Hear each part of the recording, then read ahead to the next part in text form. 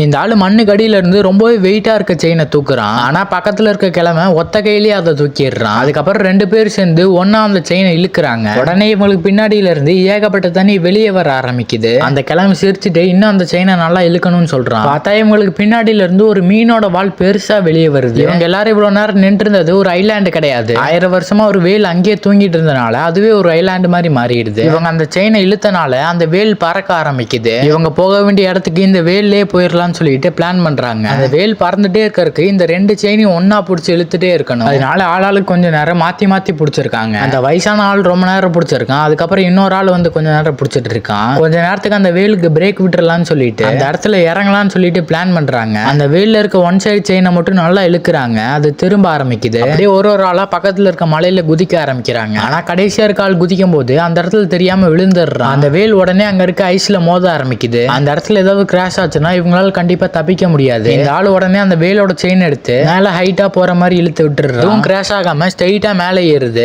இவன் அந்த வேல்ல இருந்து ஸ்லிப் ஆகி கீழே விழுந்துடுறான். கரெக்டா இவங்க கூடயே வந்து இறங்கிடுறான்.